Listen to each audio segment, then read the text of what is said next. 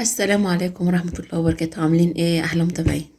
يا رب دايما تكونوا بخير. النهاردة ان شاء الله معانا 8 عادات هتغير حياتك للأفضل. هتلاقي خير، هتلاقي بركة، هتلاقي رزق، هتلاقي المصروف بتاع البيت هيكفيك وهيفيد كمان. يلا بينا نشوف مع بعض ايه هما العادات.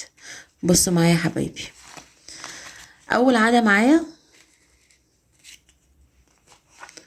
اول عادة معايا صلاة الفجر.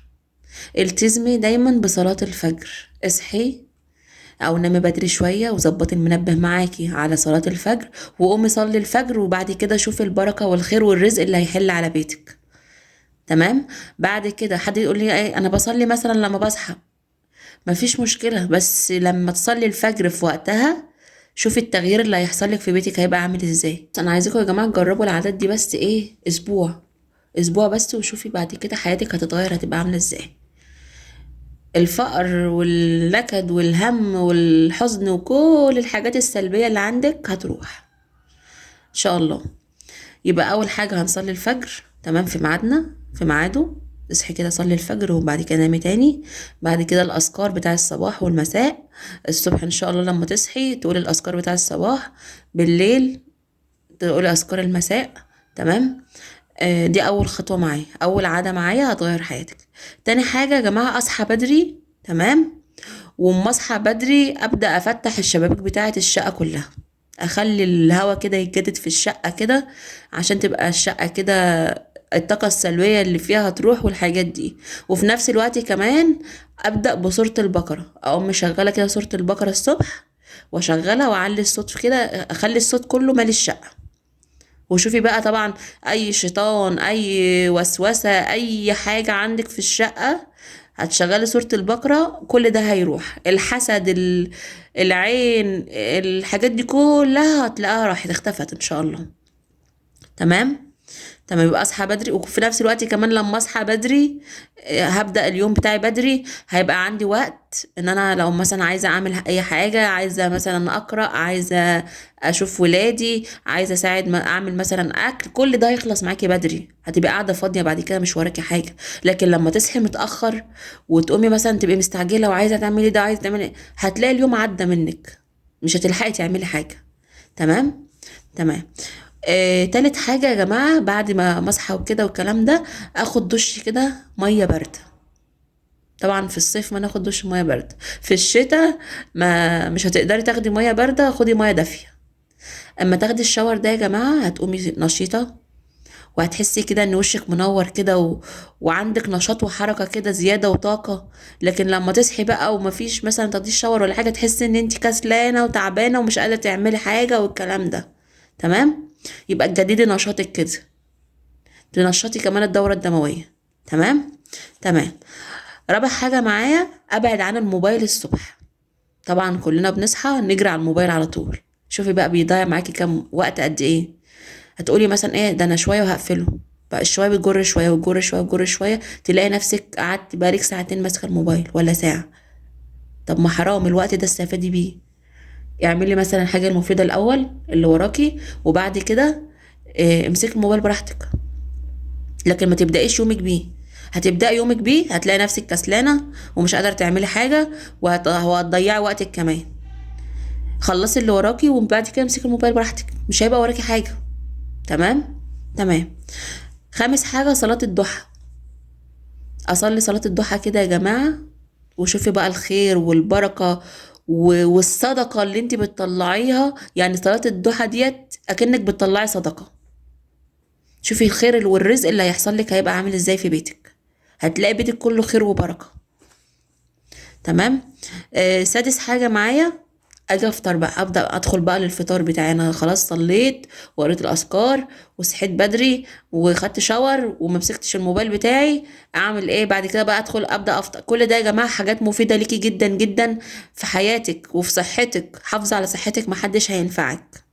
انت محتاجه، عندك اطفال محتاجينك، عندك بيت، عندك زوج، عندك أسرة كاملة، المفروض تحصني نفسك وتبقى صحتك كويسة، لأن محدش هينفعك لو حصل لك حاجة بعد الشر لا قدر الله. محدش هينفعك. لازم تحافظي على نفسك عشان عيالك وأسرتك محتاجاكي. بالنسبة للفطار بقى يا جماعة، ابدأوا الفطار بتمر. تمام. كل تمر بس عدد مفرد، يعني كل تمراية او 3 تمرات او 5 تمرات. واشربي كوباية مية كبيرة. تمام. او جيبي كوباية مية وحط عليها معلقة كركم. تمام. ابدأي الفطار بيها. انا مش عايزه اقول لكم فوائد الكركم دي يا جماعه، يعني فوائد الكركم ده مهمه جدا جدا جدا. اقول لكم ايه هي؟ اول حاجه، بيعالج المغص، لو في مغص في المعده ولا حاجه بيشيل المغص والانتفاخات. تمام. لو المعده بتاعتك عندك قولون عصبي والحاجات دي، بيساعدك في عمليه الانتفاخ، او بيساعدك في المغص اللي بيبقى عندك لا قدر الله. تاني حاجه معايا، بيعمل على خفض ارتفاع ضغط الدم وبيعالج مشاكل المعدة. لو انتي عندك الضغط عالي، اشربي كوباية على الصبح كده وشوفي الضغط معاك هيبقى عامل ازاي. هينزلك الضغط ده خالص. تمام. تمام. تالت حاجة، بيقي من أمراض السرطان والعياذ بالله والزهايمر وأمراض القلب. يعني بيمنع السرطان والزهايمر وأمراض القلب والعياذ بالله. ربنا يا رب يسترها معانا ويبعد عننا أي مرض وأي شر يا رب، اللهم آمين. طيب، بعد كده بيعمل على خسارة الوزن، بيخسس يا جماعة. تمام. وبيساعد في زيادة عملية التمثيل الغذائي، وبيكسر الدهون اللي موجودة في الجسم وبيخلينا نتخلص منها. تمام. تمام. بعد كده بيعمل ايه تاني؟ بيرطب البشرة وبيصفيها وبيعالج حب الشباب، ولو عندك هالات سودا بتروح، وبيقلل طبعا. واحنا قلنا برضو ان هو بيساعد في ان هو بيخفض ضغط الدم والحاجات دي. تمام. طيب، بيعمل ايه تاني؟ بينشط الكبد، بيطرد السموم اللي موجودة في الجسم، بينظم نسبة السكر في الدم. برضو يعني الكركم ده مهم لأمراض الضغط وأمراض السكر. تمام. تمام. بيعالج كمان آلام المفاصل للناس الكبيرة.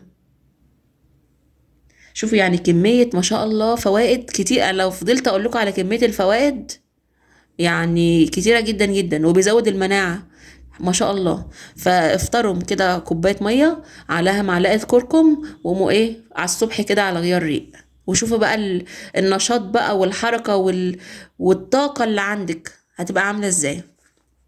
بعد ما ابدا بكده، ادخل بقى في الفطار بتاعي. ابدا بقى بفطار صحي. ما اجيش مثلا اقوم عامله كوبايه شاي كده، ولا كوبايه شاي بلبن ومعاها مثلا حته كيكه او باكو بسكوت وافطر. هيزود معاكي الطاقه والنشاط، وبعد كده هتلاقي نفسك خلاص جالك همدانه وكسلانه ومش قادره تعملي حاجه. طب ليه؟ لا، انا افطر فطار صحي. افطر مثلا شويه فول، افطر جبنه قريش، افطر مثلا اسلق بيض. تمام. وافطر. الحاجات دي هتديكي طاقة وهتديكي نشاط وحركة وحيوية. لكن هتبدأي بالنشويات او بالسكريات، هيدوكي مثلا طاقة في وقت معين، في وقت قليل، وهتلاقي الطاقة دي كلها نزلت وقلبت معاكي بخمول وكسل وقلة نشاط وقلة حركة. هتلاقي نفسك عايزة تنامش وعندك وخم كده. طب ليه لا؟ انا افطر الفطار الصحي اللي في نفس الوقت كمان جسمي محتاجه. يعني جسمي محتاج مثلا بروتين، محتاج حاجة تقويه. تمام. لكن ان انا ابدا جسمي كده، ادخل جسمي كده سكريات وادخل نشويات في جسمي على الصبح كده، جسمي هيتعب. هيبقى في عندك خمول، كسل، مش هتقدري تعملي حاجة. تمام. تمام. العادات دي طبعا كلها مرتبطة ببعض، كلها سلسلة مرتبطة ببعض. تامن حاجة معايا يا جماعة، اعمل جدول يومي للاكل بتاعي والتنظيفات.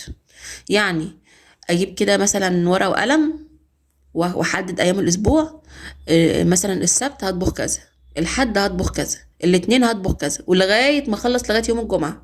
وامشي مع الورقه، امشي على الورقه دي لمده الاسبوع بتاعي. تمام. ليه بقى؟ باولا بتوفري وقت.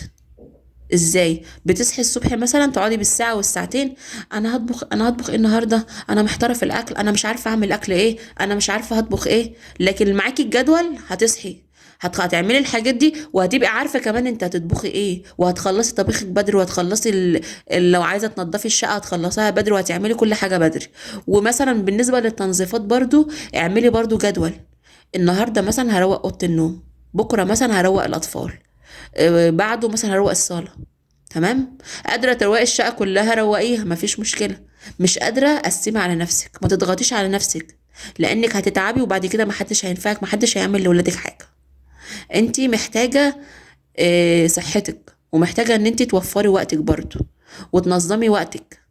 النهاردة مثلا هعمل كذا، بكرة مثلا هعمل كذا. قسمي الشغل. الشغل يا جماعة مش بيخلص، بس الست الشاطرة اللي تعرف توفر الوقت بتاعها، وتعرف تنظم وقتها، في حيث النهارده هنضف كذا، بكره هنضف كذا، النهارده هطبخ كذا، بكره هطبخ كذا كده.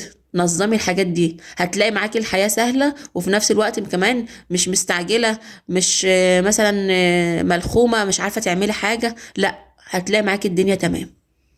تمام. امشوا على العادات دي يا جماعة. شوفوا انا هقربها اهوت عشان لو هتاخدوها سكرين. تمام. وشوفي البركة والرزق والخير اللي هيحصل لك في العادات اللي انت هتعمليها. التمن عادات دول تمام، جربوهم بس اسبوع. اللي انا طالباه منك ان انت تجربيه بس اسبوع. جربيه اسبوع وشوفي حياتك هتبقى عامله ازاي، واكتبوا لي في الكومنتات كده هتبقى عامله ازاي. وعايزه دعوه حلوه كده منكم، وما تنسوش تحطوا لي لايك. اسيبكم في رعايه الله وحفظه. مع السلامه.